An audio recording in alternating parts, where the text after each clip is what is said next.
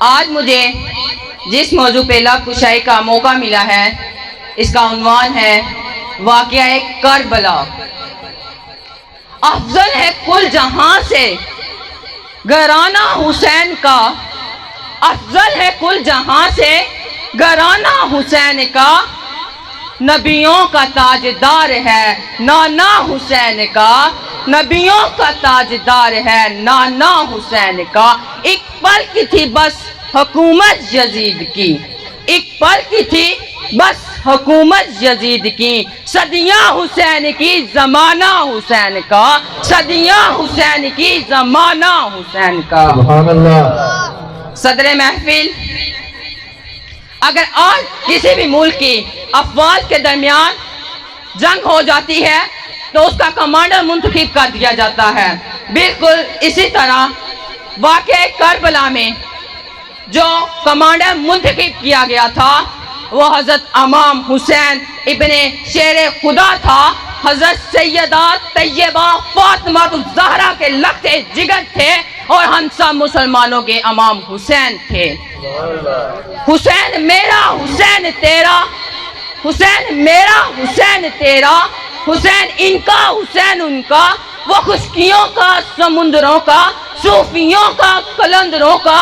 اگر حسین شہید نہ ہوتا، اگر حسین شہید نہ ہوتا، آج گھر گھر یزید ہوتا، نبی کی سنت عیا نہ ہوتی، خدا کے گھر اذان نہ ہوتی، خدا کے گھر اذان نہ ہوتی۔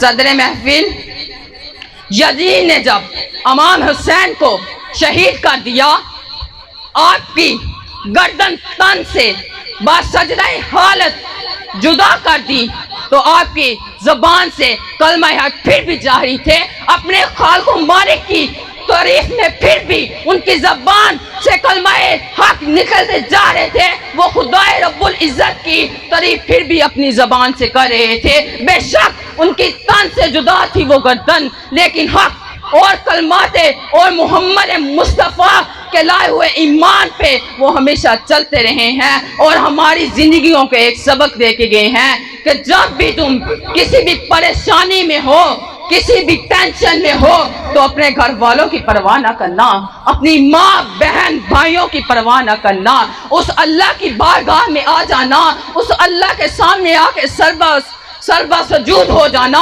وہ اللہ پاک تمہیں خود بخود کامیابی عطا فرمائے گا، وہ خود بخود کامیابی عطا فرمائے گا۔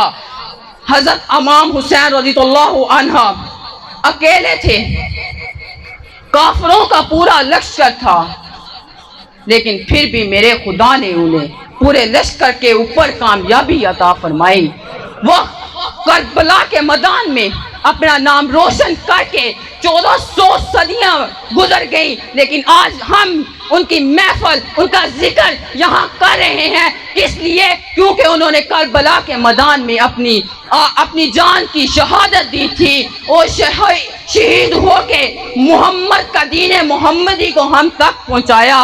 اور آج ہمارا بھی ایک کام بنتا ہے کہ آج ہم اپنے گھروں میں جائیں تو حق کی تقریر کریں، اپنے بچوں کے دلوں میں آل محمد کی باتیں اتاریں، تاکہ آج ہمارے گھروں میں بھی گھر گھر میں ہر بچہ حضرت امام حسین کی بات کرتا ہے کہ انہوں نے کربلا کے موقع پہ کس طرح اپنی جانوں کے نذرانے پیش کیے، کس لیے؟ یہ دین ہم تک پہنچانے کے لیے، یہ دین ہم تک پہنچانے کے لیے۔